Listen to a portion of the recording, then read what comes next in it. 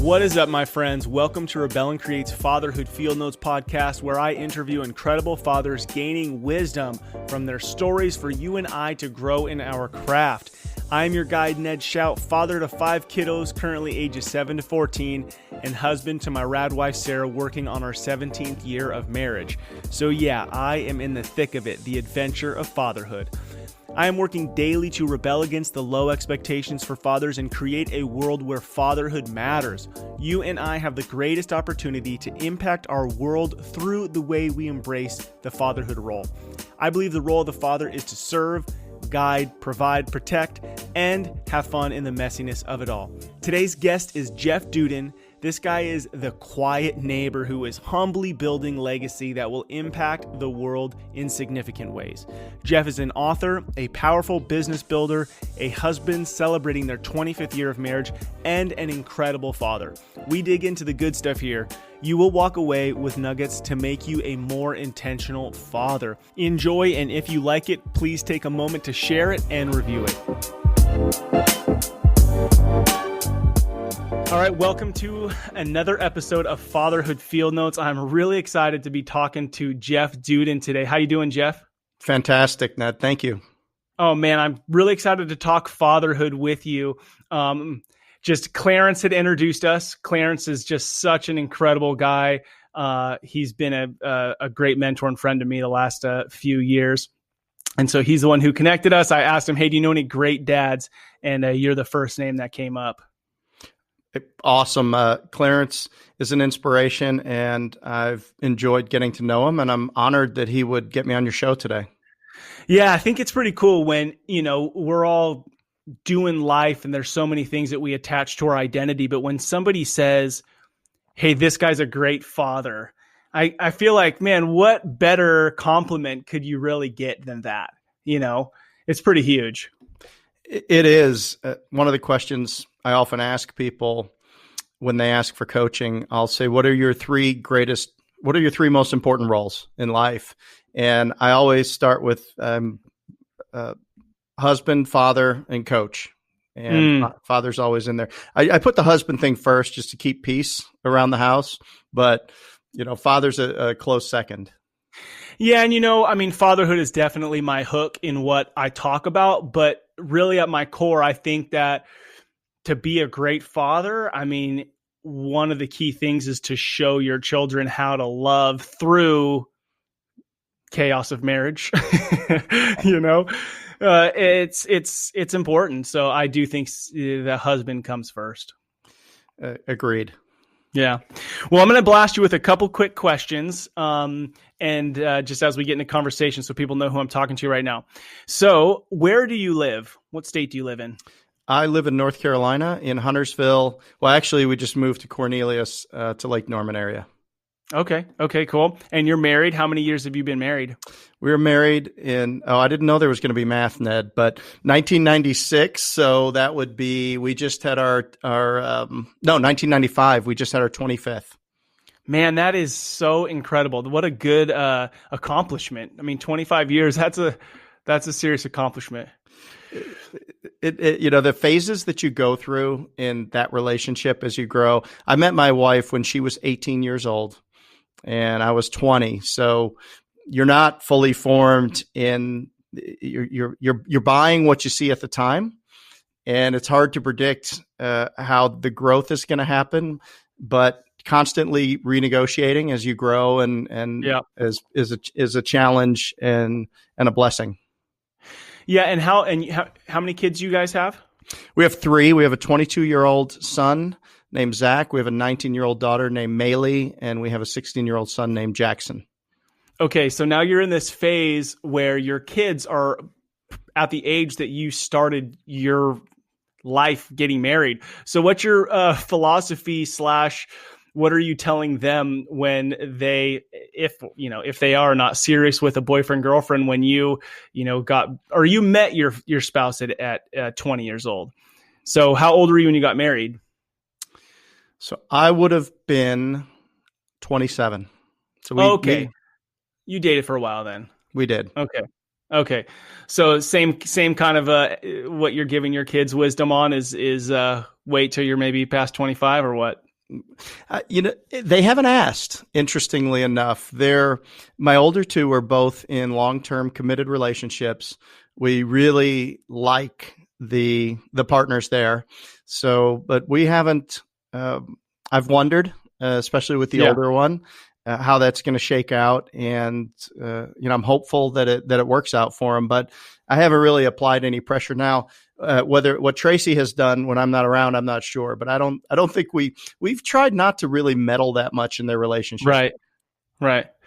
Yeah. Tough. That's good though. Okay. So that comment right there, that's good, right? Is you want to let them eventually start to kind of live and then come to you when they have questions. Okay. And then tell us what you do for a living, and tell us what you do for a living. I'm a franchise executive, a business builder, and investors. What I do today is so my history is I built a franchise brand over 25 years and raised my family while I was building the business, and there was some incredible synergies between the two. And the coaching that you do to a franchise owner was not dissimilar in structure to the coaching that I did for my children and my children's sports teams and things like that. So I invested, being a business owner and an entrepreneur, and our platform is encouraging entrepreneurs today. Being an entrepreneur, I was able to make choices to be at the school or to go to the play or go to the event or go on the field trip. I just had to get up at 3 or 4 in the morning and get my work done.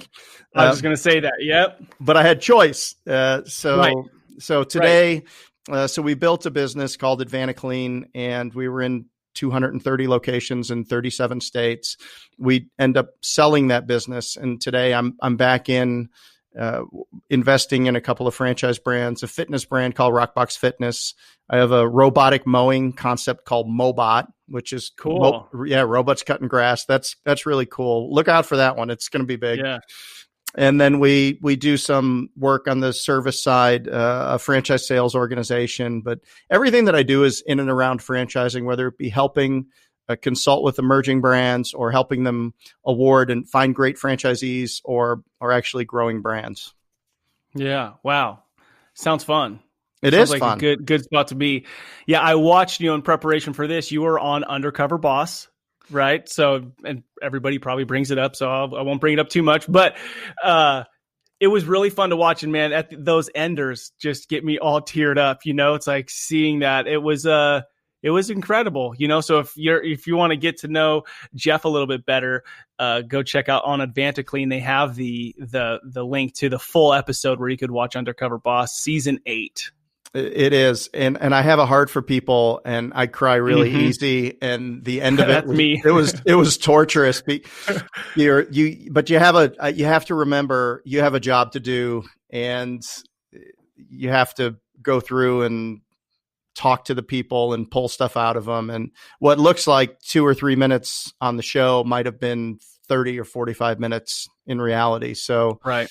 You have to do that.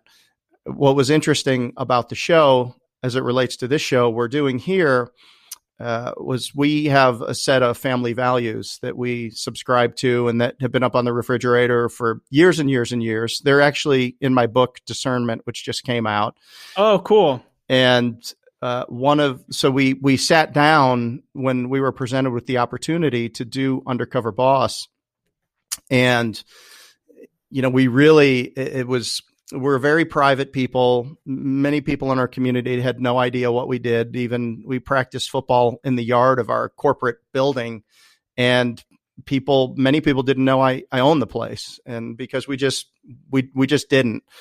And the risk of doing a show like Undercover Boss was that it was going to change things for the kids in their schools and interesting the perception of it. So we had a family meeting, and we all sat down and we talked through how we made this decision. And because it was a family decision, and ultimately one of our values is trust yourself to take chances, and fail fast and push forward is another value that we have. So we looked at it and we said, well, we can't pass this opportunity up because that would be against our values. And so we made the collective decision to go for it. And it ended up being a great show.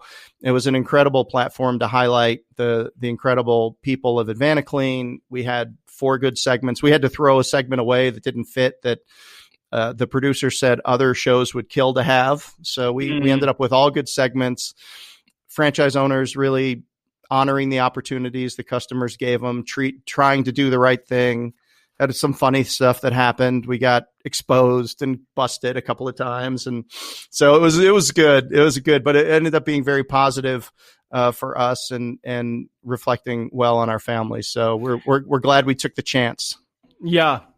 Yeah. Oh man, so many thoughts. Yeah, I think incredible, because when you're trying to live a private, humble life, but also sharing the characteristics that can inspire other people to be good human beings, right? It's difficult to find the balance, but how cool to make that decision as a family to say, okay, there are certain times where you want to expose or use the opportunity of who we are to make an impact, right? Because you got other business owners and people who are watching that going, man, I want to run my company that way. I want to care like that about people.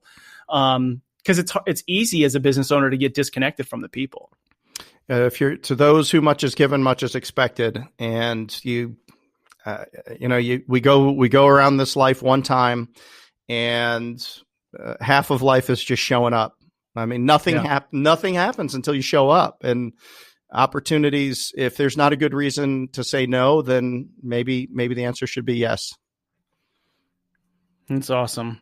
All right, so I'm going to deviate from my notes a little bit. So we've had some core values as a family, or family values, whatever, standards, and we've had a huge transition in our life. So we just moved from one house to another, and we're like, all right, kids, we're going to have some new standards. So last night we actually sat around and I asked a whole bunch of questions to the kid. I have 5 kids, ages 7 to 14.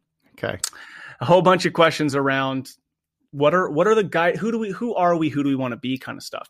So we're going to make this updated, family values list and get it printed and put up on the wall. So maybe just take a couple minutes and share how you came up with those for your family. And obviously you use them to make decisions. What's interesting, and I say what I struggled with, it took me a long time to understand that you can't run your family like a business, and you shouldn't run it like a business. Mm-hmm. And I think that's where it can go sideways. And what's really interesting is that as the children have gotten older, they've done internships in the business. My oldest son graduated from Elon University with a degree in economics and finance, and he actually joined our company right out of school. And he did nice. He did it before COVID, so he had other opportunities. Now, whether they would have materialized or not, actually, but he made the decision, and my brother and I work together in our business now. And now we have Zach, and he kind of looks at deals and does finance and stuff. That's fantastic. But they, at his age and at my daughter's age interning, they were shocked at who I was at work versus who I was at home. And because I never tried to run it. So we would try to have a family meeting, and I would prepare and I would bring notes, and we used to go upstairs in our little loft area, and we didn't have a big house. I mean, we built the house that we could afford when we were in our 20s, and we lived in that same house until 4 or 5 years ago. We remodeled it. We're very close as a family. We didn't feel like we needed all this space to get away from one another. So we liked each other. We hung out, and we were fortunate to have what we had. And so we'd go upstairs in this little loft area, and we'd have these family meetings. And I try to, they really didn't land as well as I would have liked, because they were kind of businessy. And so, but what I found is, even when you don't think they're listening, because you would hear things. So it's almost like if you want to speak a powerful future into existence, somebody has to make a bold declaration, and you have to speak to it over and over and over again. So in the times that I'm not proud of, where maybe I broke from an example that I would like to set for my kids. You try to limit those, and you try to look for opportunities, not to get consensus, but just to speak aloud about how you're thinking about these things. And you'd be surprised how much soaks into those little skulls over time. And so maybe we'd go on a vacation, and I would always take the time. I would oftentimes take the time to create a meeting outline that we would have. And there might be an icebreaker, or it might have a question of, what do you think about this? And sometimes they'd play along, and other times maybe one of the kids just wasn't that into it. I remember we were on a little cruise one time, and we had something come up, and for whatever reason, my daughter just was not into it. And she just she got very, maybe the older one was trying to dominate the whatever, but ultimately in those times, one thing that we were always able to get out of it was what's important to us. Who are we? Not aspirationally. How do we think we should roll? How do we roll? Right. Who are we? Not. Yep. Yeah. Mm-hmm. Like your values need to come out of who you are, not necessarily who you wish you could be, or who, if you could be like somebody else, who they are. Right. What do the neighbors do? Let's be like the neighbors. Yeah. Yeah. So, and your values are really just your values are your must-haves and what you absolutely won't tolerate. Those are your real values. Like what you won't tolerate, those are your values. So how would your family meeting be different than a meeting you'd have at the business? Like you said, your kids were shocked. So you'd still kind of come up with an outline and things like that, but was it just not as known to them? Like you were being more flexible mentally? It would devolve into just some sort of a conversation, and you would let it, and you would try and, you don't want I don't think you want your kids to feel managed. I always said, like, if I do my job, I'm going to teach you how to think, but maybe not what to think.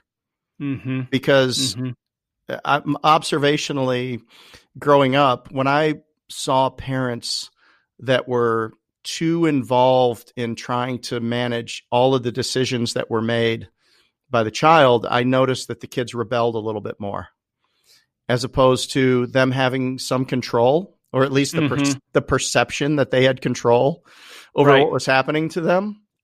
So I wouldn't, these meetings would kind of devolve, but they would get off to the right track. We'd talk about the things. You'd hear things from them that you maybe didn't expect. There'd be some conversations about it, and then you'd kind of just go away. There's no meeting follow-ups or a brief or a paper coming out of it. Right. But I could see some families doing that, but we just didn't. We kind of got on to having fun or whatever we were trying to do there. But I think the concept of it was important, because I see now that they've adopted, because they saw that it was important to me and I took the time to prepare. I think they've adopted their thinking around, how do you prepare about things? How do you think about things? Yeah. And then how do you not take yourself too seriously? Right. And just having that conversation, right? I mean, last night I was laying on the floor while we were doing it, talking about the family values. And I was like, man, if somebody took a picture right now, they'd think, wow, what a perfect little family. But if they could have just seen 20 minutes before and then just 10 minutes after, the bickering, the fighting, nothing like out of control, but the reality of what 5 kids, in the living room actually looks like. And it's like, those are kind of the reality of what I like to bring up too. Like you said, sometimes it wouldn't work out. Sometimes it would fall apart. Sometimes, and I think sometimes dads will just give up. Like, oh, well, man, when Ned and Jeff talked about it, it's like they just sat and talked family values for a half hour with your kids. It's not really how it always works out, right? It's not a business clocking at 9:00. It's done at 9:30. That's not how it works. It's that, like you said, that consistent talking about it, and they pick up way more than when they're laying on the couch and you think that they're not paying attention at all. They're hearing it. So it's your consistency. So with that in mind, as a father, what do you think the role of the father is? Giving freely of love and time. Love and time are the two most precious things we have in life. And time is hard sometimes. And so if it's not going to be quantity, trying to make it quality. Yeah. And I think one thing I've fallen down on a good bit that I catch myself all the time is being home, but not being present. That's so tough. It is, because you got this stuff going on in your head, and you may or may not be interested in what's going on. Right. So trying to find things where you have mutual interests, and if not, then it's your job to be interested anyway. I think I learned that early in my life, and that's really good. And then setting an example of behavior, providing some thought leadership around teaching them how to think. I think, I read, and, my children read, and I think reading is just critically important to your brain development, your mental acuity, your cognitive ability, your ability to make decisions, the ability, if you can't get in a conversation with somebody, to get inside somebody's head and to hear what's the organized thoughts coming from inside somebody else's head. I think reading is proven to be a incredible formative activity. Oh, it's huge. It's huge. So I'm going to ask you two questions about books, because I absolutely love books and reading. What's your number one favorite book that's been transformative? And then what book are you wanting your kids to read before they're 18? That's such a great question. And I always struggle with this question, because I've got literally hundreds of them. And then I think whatever. So, the Robert Kiyosaki books, the ones around financial management and wealth. What is that? I've got it. I literally saw it this morning. I can't think of the title of it. Not the Rich Dad, Poor Dad. Rich Dad, Poor Dad. Exactly. That's a great book. The Servant by James C. Hunter is a great book on servant leadership. Think and Grow Rich is a great book. The Bible is a great book for those who want to read that. But I think there's a quantity there of just, there's just so much, out there, and it's so accessible these days books are cheap, and you have Audible too. So there's no excuse. Not to say it. And like you said earlier, nothing happens till you show up, and you get to decide what you show up to, so the whole, I'm not a reader. No, you can be whatever you need to be, for your family. So is there a book in particular that you're like, all right, kids, you're all going to read Think and Grow Rich before you move out of this house? Not that it sounds like you're that kind of dictator, but that you're inspiring them to check out a certain book before they are a certain age or something. It's age specific, but the On Purpose Person by Kevin McCarthy is an incredible book for those who haven't read it. It's really about how to create a 2-word purpose for your life. I think those can change over time as you go through phases, but for me, I exist to serve by encouraging entrepreneurs, and that's cool. That's a nice little purpose statement. Or it can be connecting dots, or transforming leaders, or helping whatever it is. So you come up with a purpose statement for your life. I like it. Yeah. So the On Purpose Person is great by Kevin McCarthy, and then I like I'm a Tony Robbins fan, so he has a lot of anything by him. I've got actually in the back of my book, Discernment. I would recommend people actually read my book, Discernment. But I have a reading list of about 30 books. Oh, cool! Right in the back of Discernment. Yeah. So tell us a little bit. So this book just came out, and just tell me a little bit about it. Yeah. Well, first of all, it's crushing, which I'm totally shocked. So I'm really happy with that. I wrote another book before on coaching, and literally there's dozens of copies in print, dozens.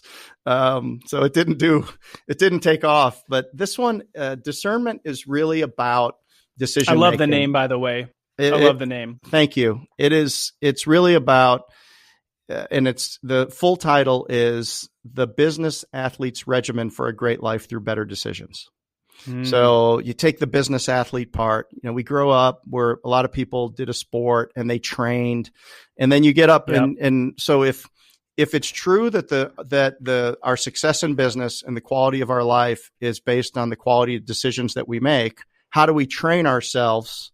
What are the models of thought that we need to accumulate? How do we think about the things that happen to us so that we can make better decisions over time in the moment? There are no absolutes in life. Nothing is 100%. There's been huge companies today that one thing happened and they're out of business tomorrow. Anything can go to zero. I could die right now. I could die before the end of this podcast. So there's no absolutes in life. So everything's about probabilities. So if your decision-making is about probabilities, how do you increase your batting average in your decision-making over time? So there's a lot in there about your values and about how you intentionally go out and you accumulate the skills that make up decision-making. And that's what the book's about. Man, that's so cool. So, what do you think about dads also reading that book, right? I mean, say I don't own a business. I mean, teaching me to make decisions. I mean, I'm going to say that's huge, right? Especially in our current culture. I actually just made a huge decision 3 weeks ago about my kids' schooling, where I called a mentor, because for so much of my kids' life, I really put it on my wife to make that decision. And it was a struggle. It was a struggle to make this big decision. And she really left it up to me. And so I think that in our culture, there's so many men who I almost like put the burden to make too many decisions on their spouse. And I'm not saying run her over and do whatever you want. No, that's not what I mean at all. But don't just always put it on her. I think sometimes we've defaulted too much to that. And I think that's detrimental to the marriage too. So what's your thought on that? So what % sure were you when you made this decision?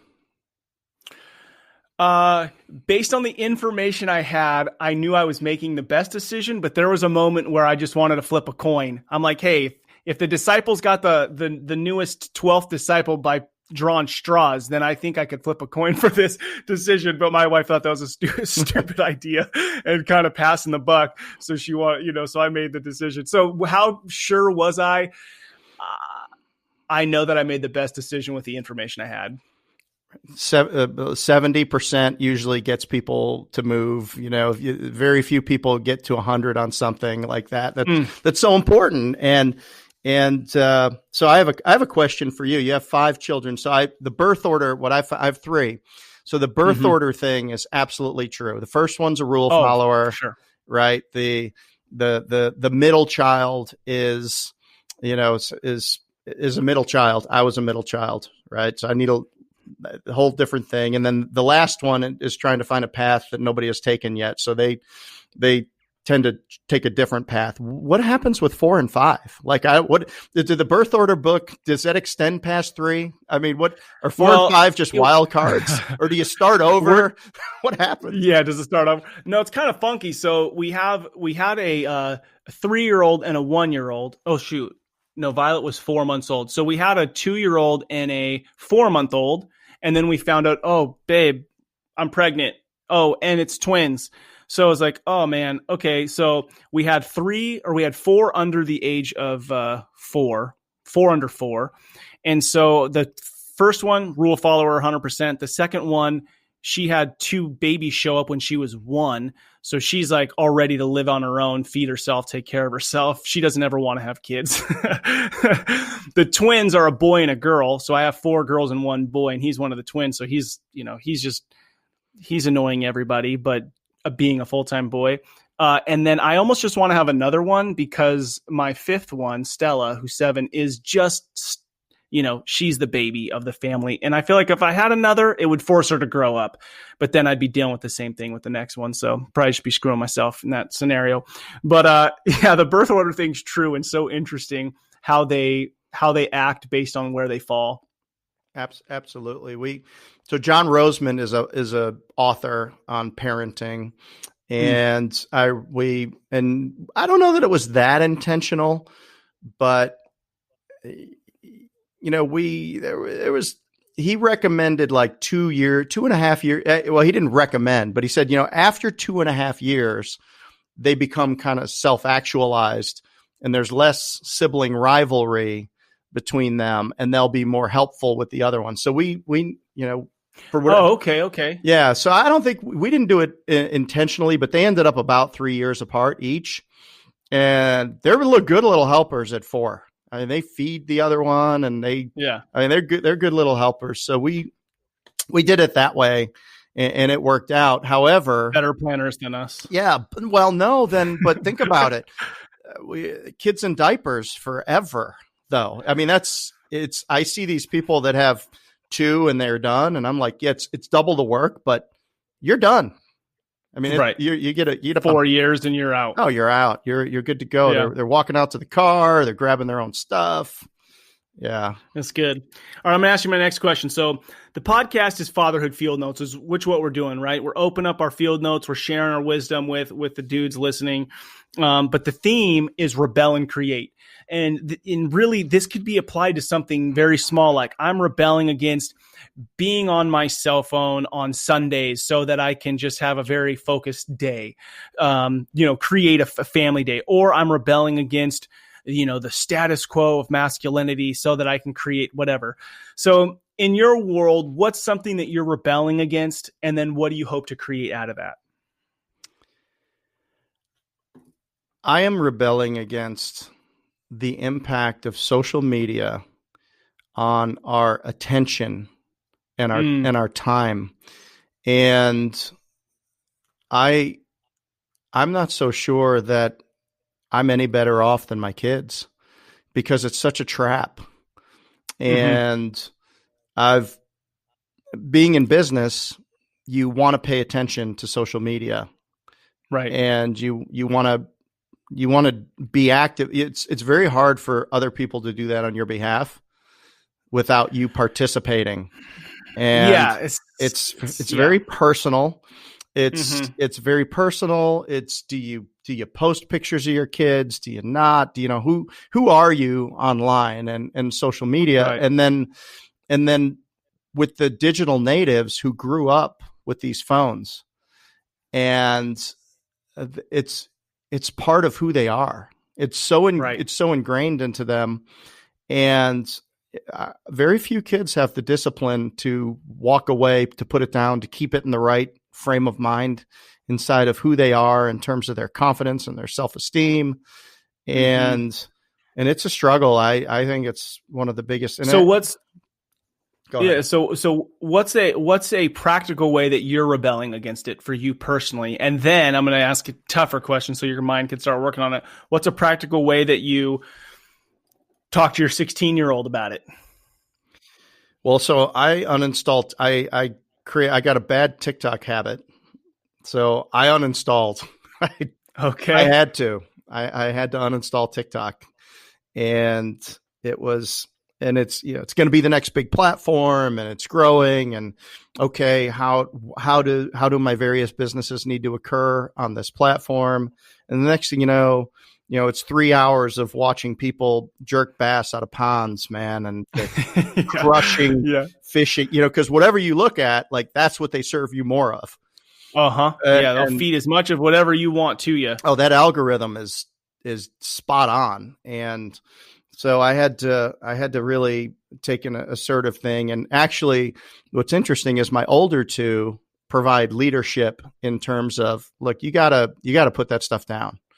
And because their whole generation is inside of those platforms, and they could literally spend all day. And so that's good. So it's like you've set the standard and you're still learning. And it sounds like as you're still learning what works and doesn't, you're also communicating that with your children. So it's one of those things that we're kind of navigating together with our families. Oh, absolutely. They know more about it than we do. My daughter helps me with my older daughter helps me with my stuff. So, she's my go-to if I've got questions. Totally. So when you're rebelling against this, I mean, in some aspects it's kind of obvious, but like, why not just keep doing the TikTok and watching the bass get pulled out of the lake? What is it that you want to create either in that time or that space or in your mind? And that's why you're rebelling against it. It's impacted my reading. It's okay. Yes. So I love to, when you're building a life, or you're building a business, or you're building a family, the music is made between the notes. And what I mean by that is there's all of these things that you have to do. You're driving people to school. You're doing whatever it is that you have your have tos to make your life function. But then you end up with those lulls, like we had right before. We didn't get on right away, so I had 15 or 20 minutes. So what do I do in that 15 or 20 minutes? When you're building a business, you might have a slowdown, or you might have some seasonality to your business. So I attribute a lot of my success to the fact that I always had so much stuff stacked up that needed to be done, that immediately when we get a lull, we could go to the team and say, okay, team, we're going to take a little bit of a departure for the next 3 days, and we're going to work on this. And this is something that we need to do to push our business forward. It's the same thing. Why would I prepare outlines or an exercise for the family? Well, because we're all going to be together on an airplane, or we're all going to be together on a cruise, and we're going to have some time. So do we just sit there and do nothing with it, or do we make some music between the notes? And I think what social media does is it steals the time that we used to have when we were growing up, that was unstructured time. A long bike ride. What do you think? Like, you would think about things on a long bike ride home, 20 minutes or wherever you're going to or coming from. A long walk home from a friend's house, when we used to be able to walk miles to and from school. Well, you wouldn't have your phone. You'd be thinking.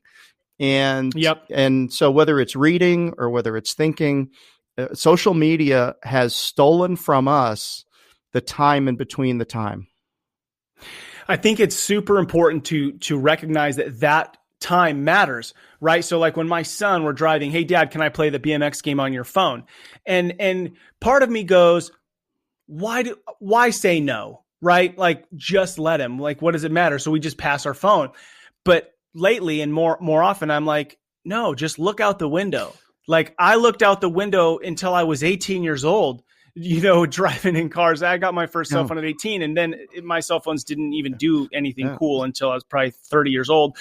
But no, just look out the window. And just looking out the window and having that time is good, because like you're saying, you're forced to think about whatever versus something telling you what to think about.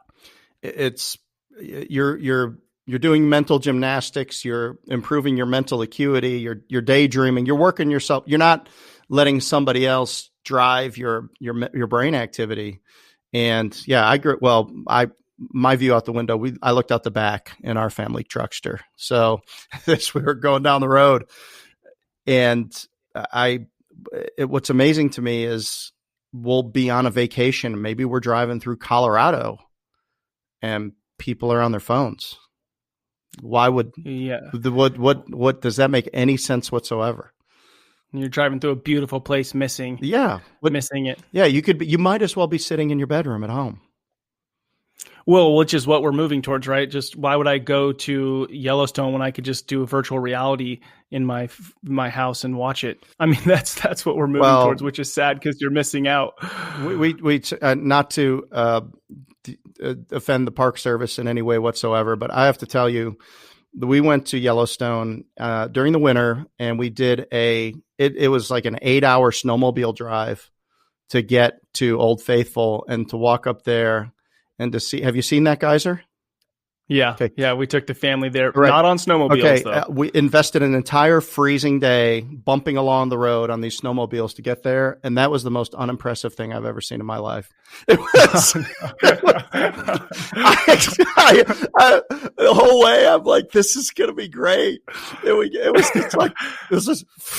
I'm like, that's it. I get it's on time. I mean, I get it. And this dude was behind us, and he's like, well, because it went at 2 minutes and 40 seconds, the next time it's 3 minutes and whatever. And I'm like, that's fascinating, but man, I don't know. You're like, I'm freezing. Get me out of here. Okay. Probably it was a gray day and it was overcast. So maybe if the skies were blue, there would have been a little bit more contrast, but no, everybody go. Okay. So let me ask you this then. Yeah. So Yellowstone, I dug it. I had actually broke my leg a month or two before. So my family was kind of stoked actually, because I was on crutches. So Dad wasn't forcing us to do any long hikes. It was just more mellow. But let me ask this. Okay. So we went to Yellowstone first. And then when we're coming around the corner into the Grand Tetons, yes, I was more impressed by that. When we drove around that turn and looked up at the Grand Tetons, my wife and I are like, oh, that is pretty epic. It was amazing. We loved it. The animals, it was a great trip. I'm just saying. Yeah. The geyser itself. The geyser, meh. Failed. Oh, that's so funny. So if you go in summer, just plan a half an hour to see it. Exactly. Okay, so if I remember correctly, when you were, I kind of want to shift into ask you something. So before you started your franchise, you had a restoration painting company, and you were doing some work due to hurricanes, doing a lot of work to really support families who had been hurt. And was there this moment that you're driving home and you weren't at some kids stuff, and that's when you shifted your mind from running your business the way you had to shifting so that you could be more present with your family? Yes. In 2005, Hurricane Katrina hit the Gulf Coast and impacted New Orleans and the entire region. And I had bought my last partner out in 2004 and had brought in some consultants and had really learned about purpose, vision, mission, values, and written a mission statement and a kind of a strategy roadmap, and had really found what I thought was going to be the path to build the business. And we were doing very well as a company. We'd responded to every disaster since 1994, really, that had hit the United States. 92 in Andrew, when I cut my teeth in it originally. And so Katrina hit and we were ready. We had built a fleet of campers and trucks with diesel tanks in the back and hundreds or that's incredible, thousands of pieces of drying equipment and great technical people. We were like preparation met opportunity. We were good to go. So we go down there and we immediately win some projects. It's going to be a long-term setup. We rent a 12,000 square foot warehouse across Lake Pontchartrain. There's a 26-mile bridge down there. So we pulled all of our campers inside of it. We built bunks for labor. I mean, we just mobilized. You have to. It's almost like an army mobilization. When you go into a disaster area, you assume that there's nothing, and you have to be self-contained. And then you kind of venture out and start helping people and businesses and whatever. So we had rented an RV, and we were maybe 3 months into the deal, and I had been down there pretty consistently. So I'm driving home. And I'm in this RV, and I remember I was going through Atlanta, coming around and going around Atlanta, and I'm thinking, and I'm missing Zach's first football season. He was 7 years old. He was 98 baby. It was 2005. He was 7 years old, and we had signed him up for football, and I was a football player, and I wanted to be there, and I was missing it. And I was driving home. I was going to be driving all night to get to a scrimmage or something, or a game that Saturday. I don't recall what it was. And I just said, and it was at that point I said, we've now got a business that's doing tens of millions of dollars a year. And when I looked at the other business owners that were doing what I did, they had their own little planes, and they would fly to job sites and to this and to that. And, or if they flew commercially, they would be gone on the road, wherever the job was, and whenever the situation wasn't going well, they would be there. And I thought to myself, I'm like, that's not the life that I want. I can't tolerate that. I'm not willing to be an absentee and not know my kids growing up and not be home for dinner. And I had started the company really with the partners aspirationally to franchise it, but when you have partners, it's a consensus, and it's expensive and it's risky. And to do the franchise, I suspected at the time, and it proved out that I was going to have to throw this entire business away. It was making a lot of money, and you can't compete with your franchise owners. So I would have to use it to stand up the franchises, but I would ultimately have to give them all the work, and ultimately that business would dwindle away. So I spent my early career building this business that I was going to be trading for the chance of success on something else. But it was a decision. But to me, it was being gone all the time wasn't something that I would tolerate. It wasn't the life that I wanted. It wasn't the deal that I made with my wife. So it was an easy decision. Well, an easy decision, but let's just paint that picture real quick, right? You have a company that's doing multi-million dollars. You're doing well. And when you're showing up, you're heroes, right? You're showing up to these disaster areas. So the feeling of, man, I'm making a difference, and the feeling of this is more important than a football game, right? Some of those things could clearly, like, my family should understand, right? These people all lost their homes. Right. They're, and so we do this comparison thing, but to stop and go, that's not the life that I want, right? That's one, you were wanting to honor your wife, right? That's not the deal I made with my wife. How many guys throw that out the window, whenever? Yeah. But the point I want to say is, no matter what you're doing, what your job is, how much money you're making, pause and say, is this the life that I want? And then know that you can take the action to design the life that you want, right? And to say, man, and how cool that when your kid's 7, that dawned on you as important, versus him, moving out at 18, 19, and you then realizing it, which seems to happen sometimes, if nobody points it out to us.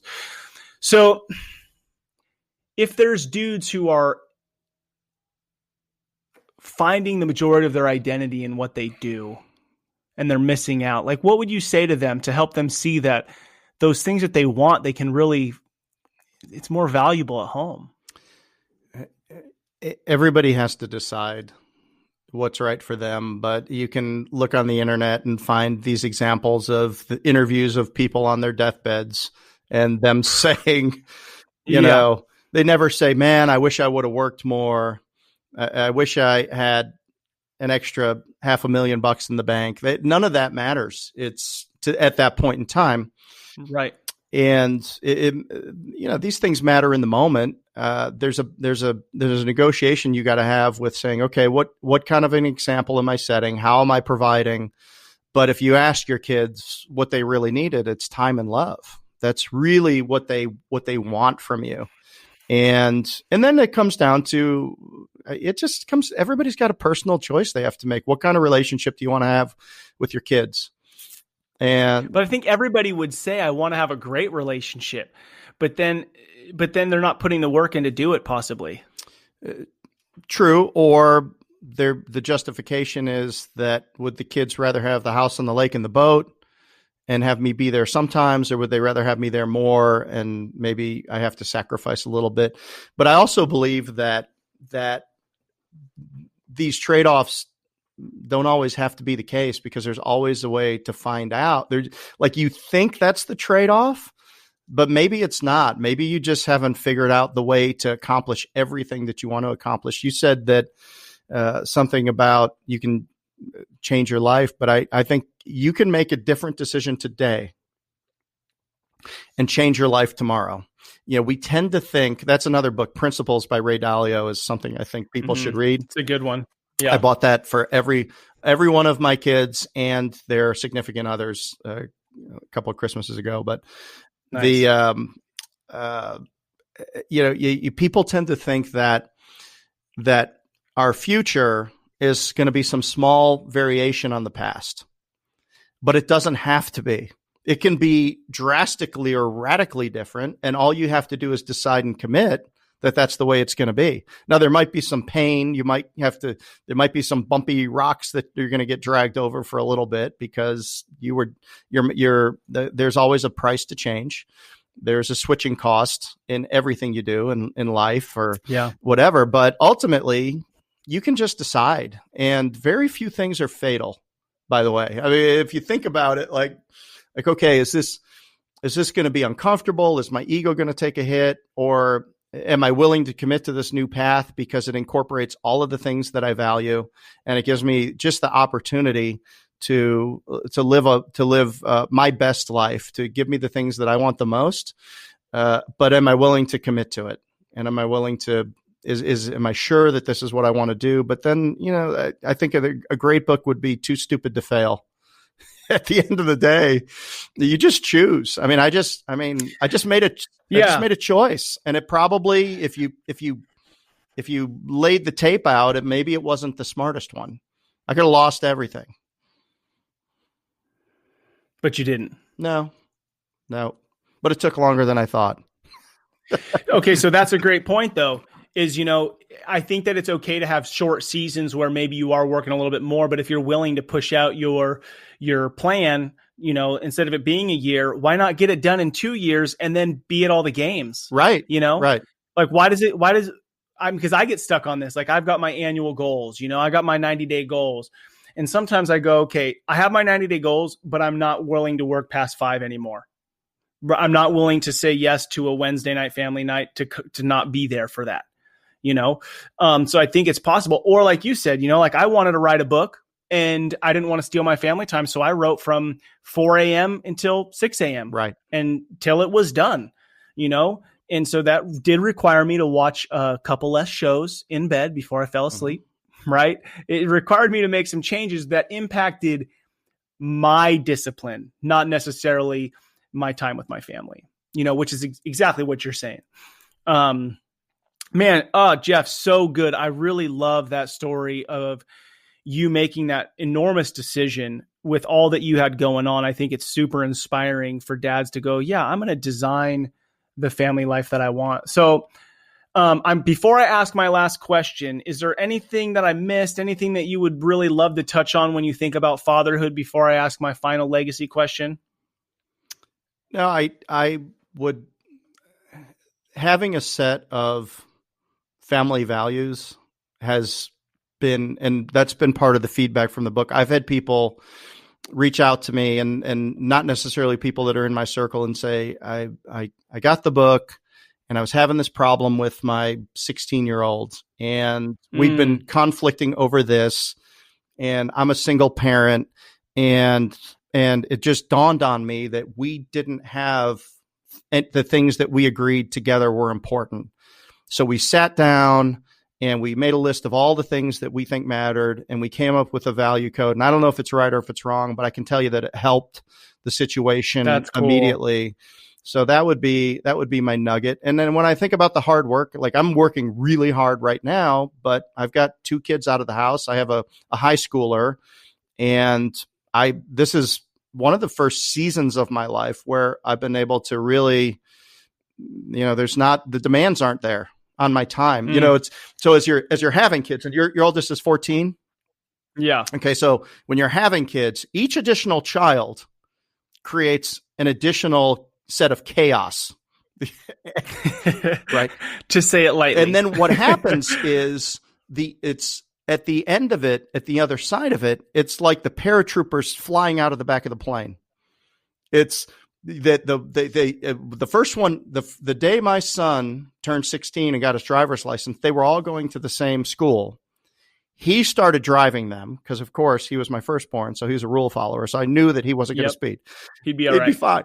And that day, we didn't have to drive our kids to school anymore, which gave us how much time? We just stood at the window and watched them 8 hours a week. Yeah. So, and then they start going away to school or they leave the house and the next one's driving. And as fast as it ramped up, it ramps down. It's crazy and it's coming for you. And you'll be shocked at how fast it starts to, it goes away. And I'm probably just going to keep having kids because I just, it's unsettling. It just makes me too sad. Yeah. But I tell you that, one of the values, our last value on the bottom of the pyramid is always do more than is expected. And we get that. Oof, that's so good. I tell you, and it's not on our value, but here's another one that I've said 100 times. And this is my biggest pet peeve. Don't watch other people work.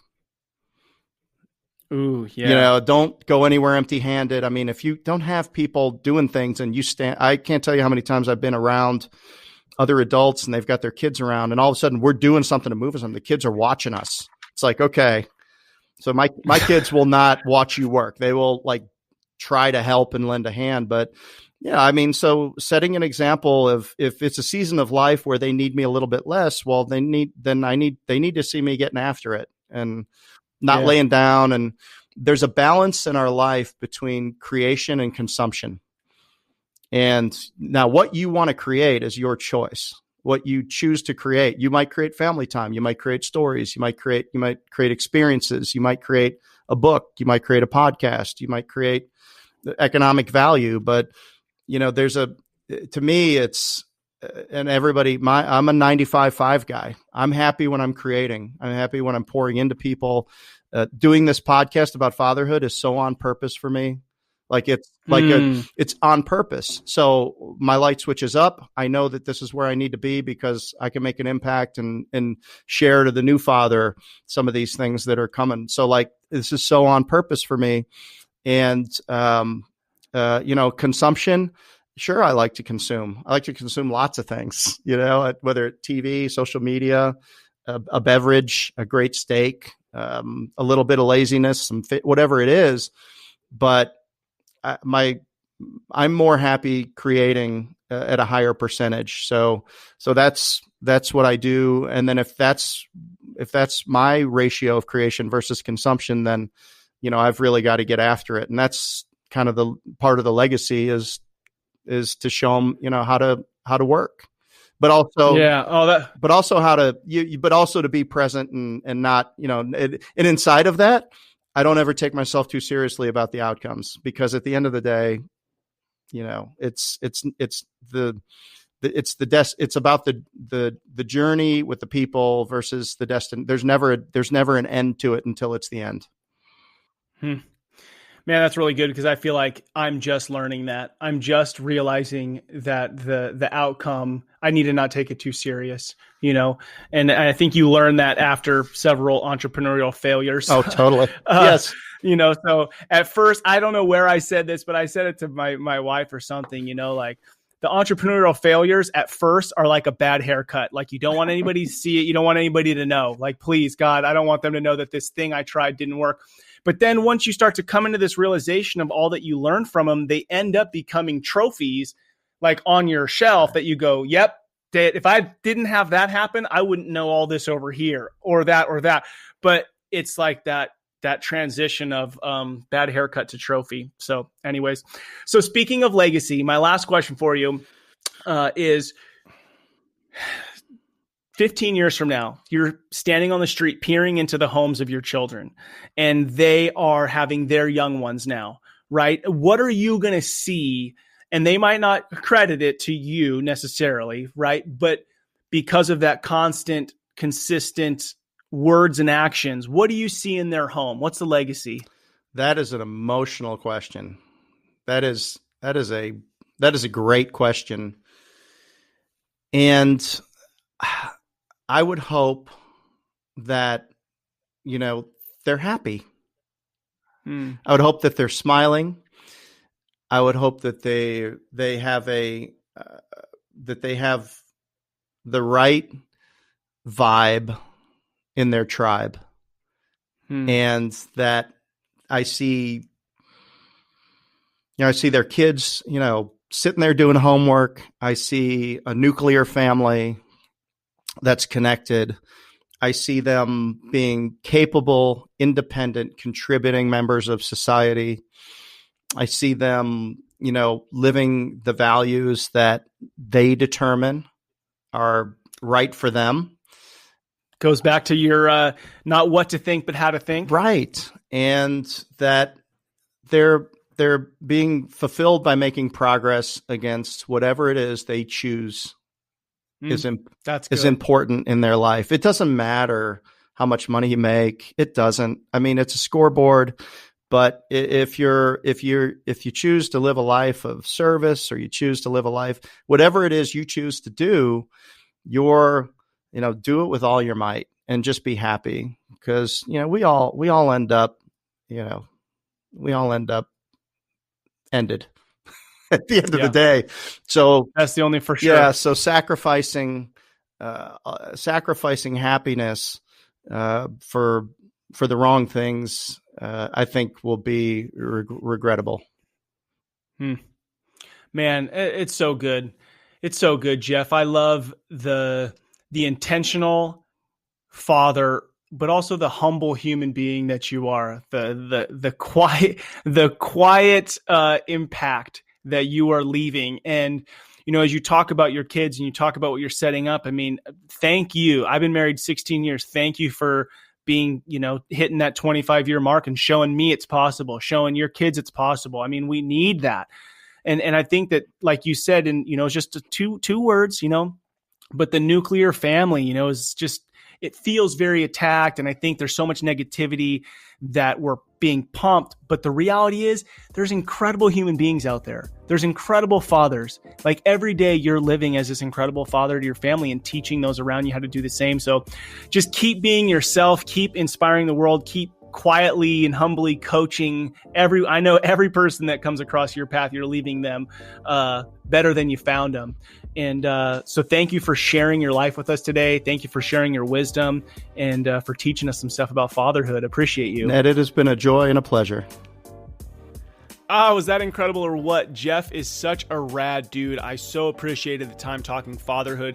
I really love talking to dads who are ahead of me, who their kids are a little bit older. They've lived through some of the seasons that I'm in. There's just so much that can be gained from those conversations. So I really hope you enjoyed that. Jeff was just such a humble, quiet, intentional dude. Really, really enjoyed that conversation. Hey, every Monday I put out the Fatherhood Field Notes podcast interviewing great dads like Jeff. If you're interested in a shorter podcast, I put one out every Friday. You can find it in the same spot. It's just called Craft of Fatherhood, and it's only about 10 to 15 minutes discussing a question one of you sends to me, a thought, an idea, something like that. Hey, if you can, please take a moment and write a review on iTunes. I'm trying to get to 100 reviews. That would be incredible. It just helps spread the word that fatherhood matters when others are looking for parenting and fatherhood types of conversations. Thank you to all you dads out there listening to Rebel and Create's Fatherhood Field Notes podcast. What you do matters. Don't be like everybody else. Be yourself. That is who your kids, spouse, and community needs. This is your guide, Ned Shout. Together, let's rebel against the view that fatherhood has little impact and create lives engaged in mastering the craft of fatherhood. Talk to you next time.